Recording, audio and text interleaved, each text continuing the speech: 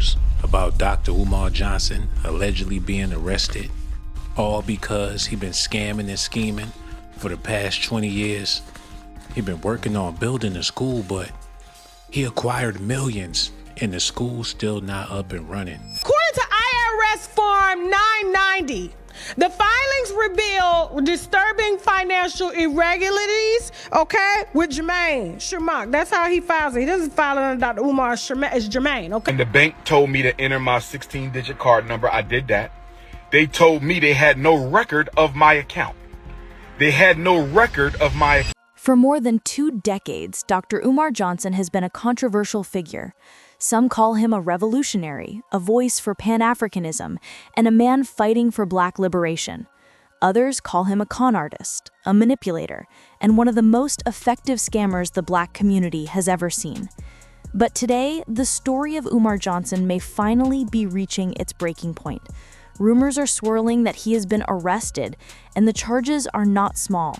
We're talking about RICO, we're talking tax fraud, we're talking wire fraud. These are federal charges that can keep someone locked away for decades.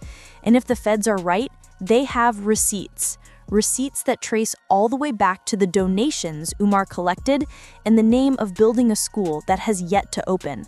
Now, whether you love him, hate him, or don't care either way, one thing is for sure. Dr. Umar Johnson has spent the better part of 20 years working on the same promise. The promise of a school that would supposedly serve Black boys, teaching them in a way that honors African heritage and shields them from what Umar calls the destructive influence of the public education system. He painted it as a noble cause, a mission, something worth fighting for. And the community responded. People donated. People supported. People believed in him. Millions of dollars flowed in over the years. But the school? Still not open. And now, with federal agents circling, it seems like the truth about where all that money really went is finally coming out.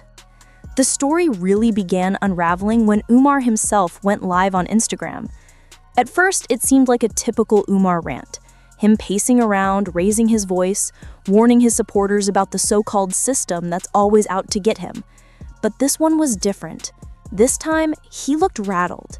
He looked shaken. He looked like a man who had just survived something traumatic. He admitted that his accounts had been frozen, that he couldn't access his money, that he was relying on Apple Pay and PayPal just to get by. Dr. Umar has access to no money right now because my personal account contains all of my money. I only send it to Apple Pay and PayPal as necessary. So the Prince of Pan-Africanism, for the first time in my life, is without any digital currency. So for my loyal supporters out there, if you can spare a few dollars so I can take care of Queen Mother Ifatunde and myself until my bank account is frozen or canceled so I can get my money back and open up a new account, please hit my Apple Pay or hit my PayPal. For the first time in his career as a public figure, the so-called Prince of Pan-Africanism admitted he had no digital currency at all.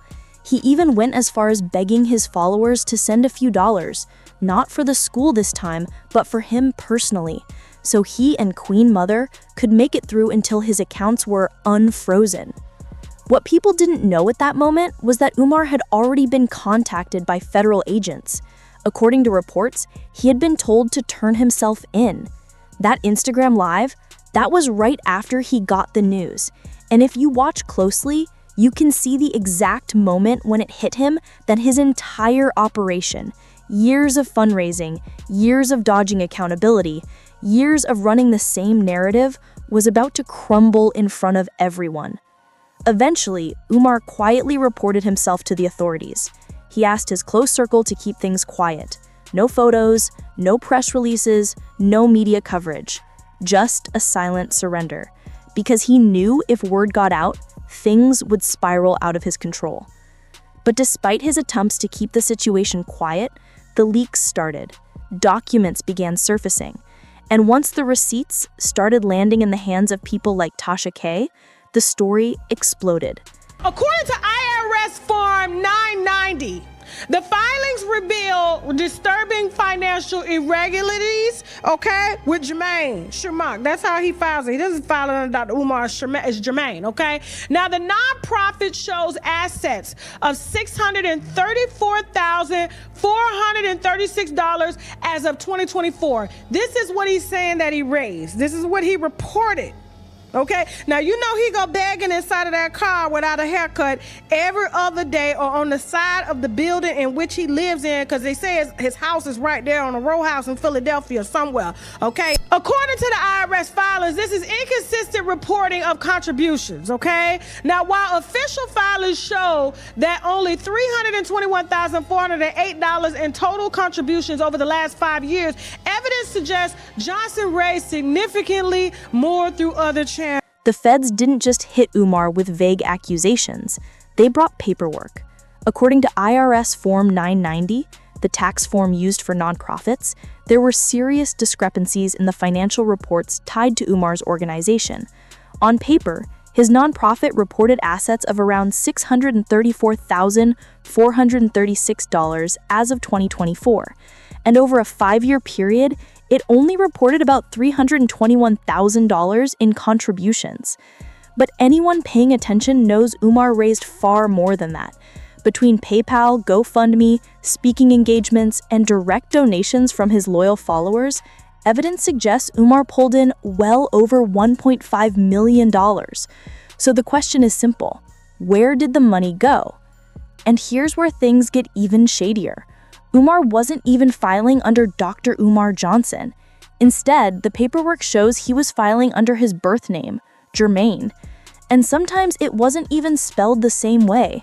Some forms listed him as Jermaine, others as Jermaine.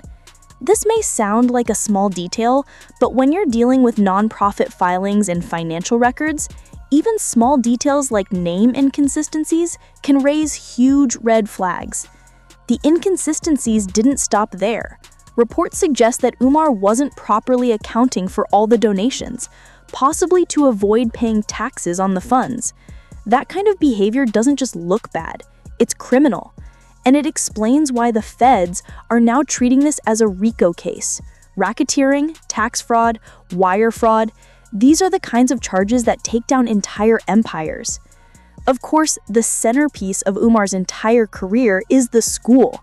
For over a decade, he's been talking about the Frederick Douglass Marcus Garvey Academy. It's supposed to be a school for young Black boys, teaching them about Pan-Africanism, African culture, and traditional values. He's called it his life mission. He's begged the community to abandon public schools and invest in his vision instead. And time after time, people open their wallets. But here we are, decades later, and the school is still not open. Every time an opening date approached, something came up. A new problem, a new delay. Most recently, Umar claimed that vandals had broken into the school and destroyed supplies, artifacts, and books. But when people asked for proof, nothing came. No insurance claim, no police report, no photos of the supposed damage. The only evidence was a bizarre video Umar posted of himself interrogating children he claimed were responsible, without their parents' consent.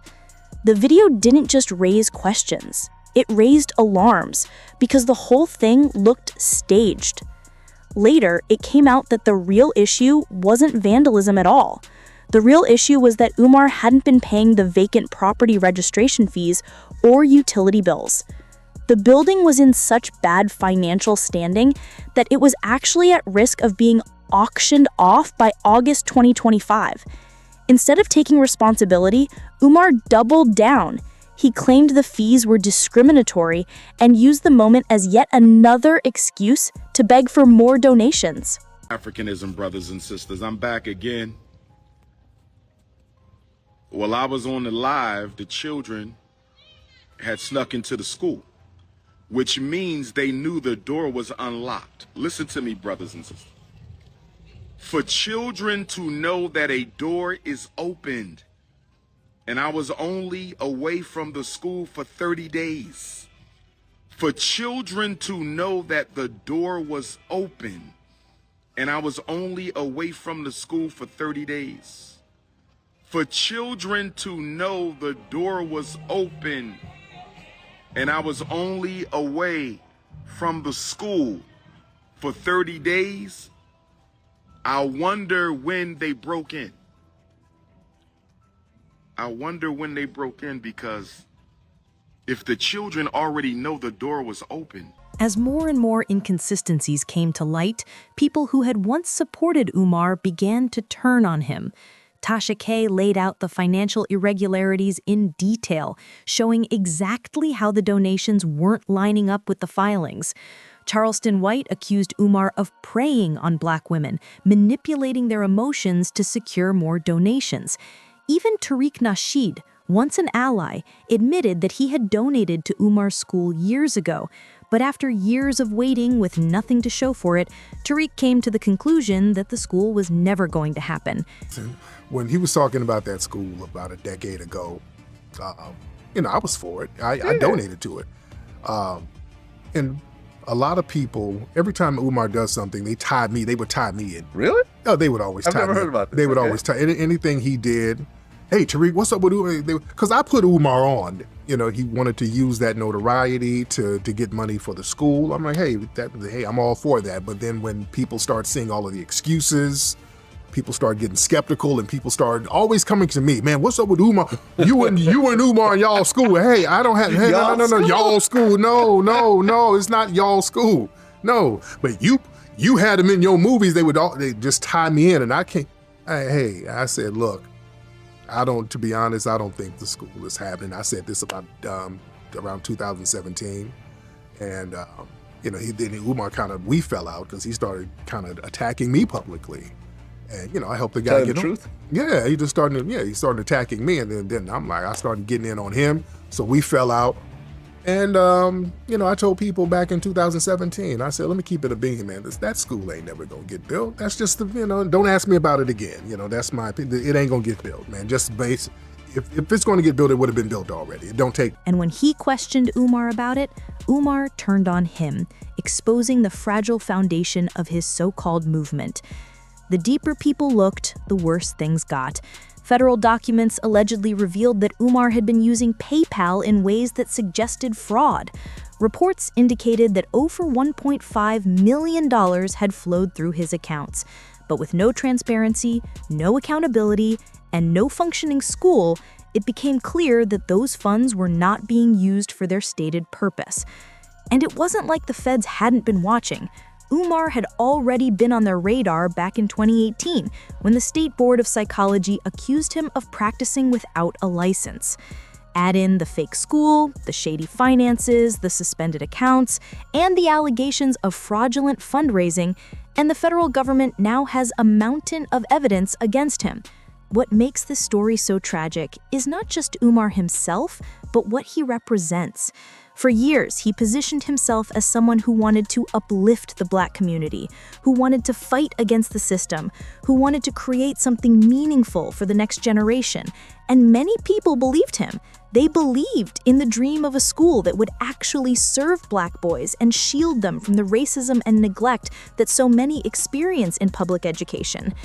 But what they got instead was delay after delay, excuse after excuse, and now federal charges that could put Umar behind bars for decades. At this point, Umar can't talk himself out of it. The feds don't play games when it comes to fraud and racketeering. If they have the receipts, if they can show the paper trail, then this could very well be the end of Umar Johnson's public life. The empire he built, an empire based on donations and deception, is crumbling. His supporters are walking away. His credibility is gone. And his so-called academy? It may never open. So now the question becomes, was Umar Johnson always a fraud? Was he always just running a scam, using the language of Pan-Africanism and community empowerment to line his own pockets? Or is it possible that he really did set out to build something meaningful, but somewhere along the way got lost in the money, the power, and the ego? Whatever the truth is, one thing is certain: the federal government isn't playing with him. And unless something miraculous happens, Dr. Umar Johnson's story may end not in triumph, but in handcuffs. But I want to hear from you. Do you think Umar is a scammer who manipulated the community from day one? Or do you believe he's being targeted because he spoke too much truth to power? Drop your thoughts in the comments below.